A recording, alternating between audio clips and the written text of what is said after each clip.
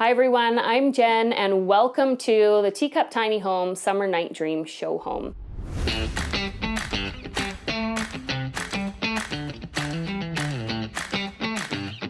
This show home is 273 square feet. That includes the main floor and the loft. And this home is really designed for more of that Airbnb or rental opportunity. We have gone with a Scandinavian style inside our tiny home. Of course, we always believe that although you're going tiny, you should do it in style.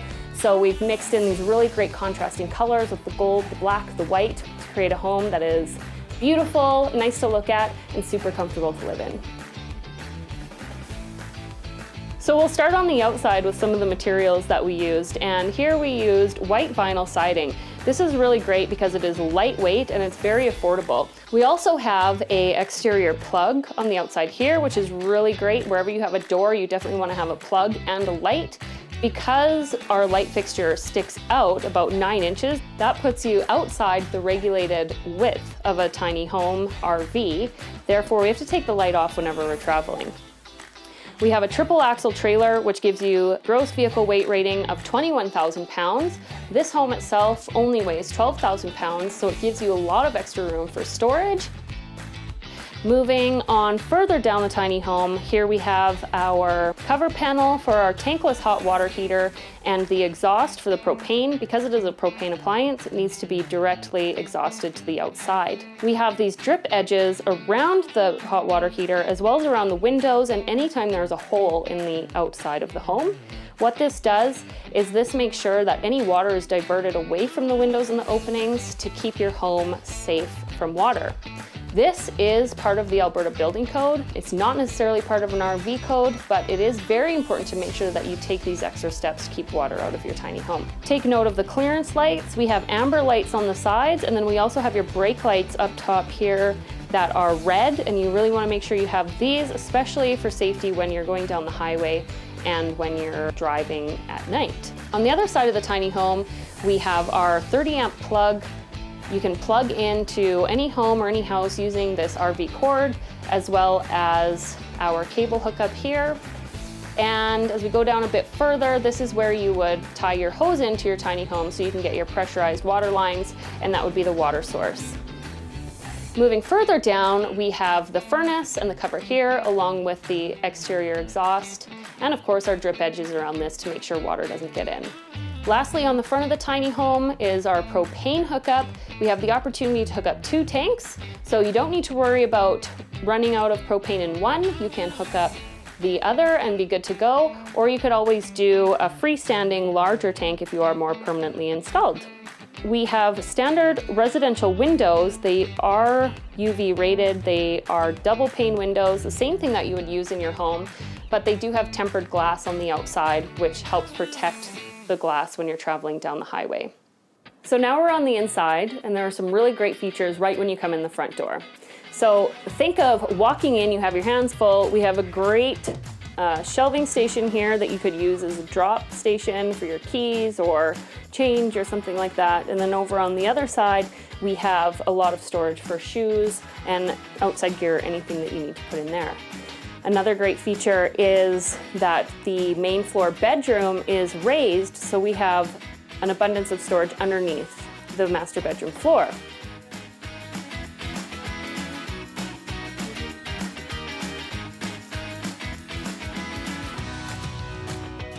So as we walk through the space, we have a lot of counter space here. We have a great pull-out cutting board if you do want something like a table.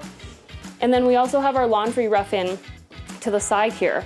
As we open the cabinets, it can be used as just hanging storage if you prefer, or if you are looking for a full-time living and you need a washer-dryer combo, this is the location that it would go in, and the cabinets were designed to slide right in there. Of course, we have lots of cabinet storage, upper cabinet, a nice 4.3 cubic foot fridge, and then drawer underneath.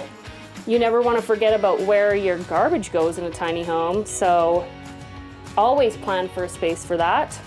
And again, this home was more so designed for that rental opportunity, so we don't necessarily need a full-time kitchen. We have a 2-burner propane cooktop, a nice size kitchen sink, and more storage than you will ever really need in a tiny home.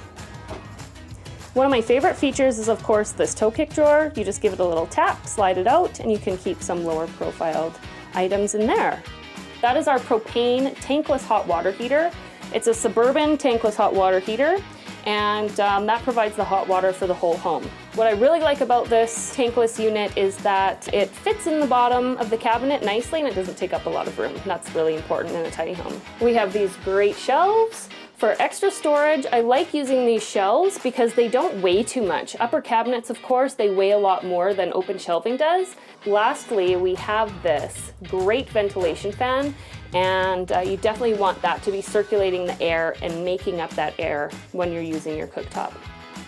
One thing that you want to consider in your tiny home is a place for all your mechanicals and controls. So on this wall is a really great place where we have our thermostat for the furnace.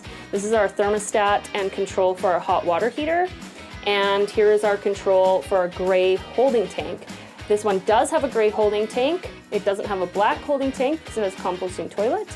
But you do need to make sure you allocate space for those things. Into the bathroom we go, and we have a fabulous 3-piece bathroom with a separate Villa composting toilet. Sink is a small low-profile sink, and Riobel faucets for the sink and the shower. Another great thing about the shower is that it is a full 36 by 36 inch shower. That's 3 feet by 3 feet, so you have tons of elbow room for washing your hair in there. Storage medicine cabinet as well, and some great LED pot lighting in the ceiling. So moving on back, we have the main floor bedroom, and this is definitely one of the biggest features about this home. A lot of people don't want to be walking up and down ladders or stairs into lofts. So this is a great option right here. And we have a queen size bed. A king will fit, it'll be really tight to the wall, so you won't have that much circulation area around it. However, with a queen sized or any bed that you put in here, you have an abundance of storage under the bed. So I'll name drop IKEA right now. They have some really great storage options for small spaces where you can slide your clothing or whatever you need underneath.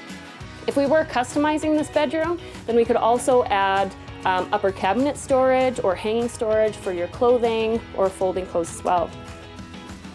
Behind the door, we have privacy with the sliding barn doors here, and this fabulous tug and groove black matte feature wall, but we also have some great niches here that you can hide some fancy things or stash something that you don't want anyone to see or find. Sneaky! So also the great thing about this home is that it can sleep really up to 5 people. The 5th one would be on the couch. And we have 2 spaces that can be upstairs in the loft area, so this could be for the kids or for guests. You could fit either a king-size mattress up top or 2 twin mattresses. And then if you get 2 people in the main floor bedroom, 1 on the couch, that's 5. I hope you enjoyed the tour of our Summer's Night Dream show home. Once again, I'm Jen, and if you want more information, head over to our website, teacuptinyhomes.com. Follow us on all the social media, and we hope you love this video.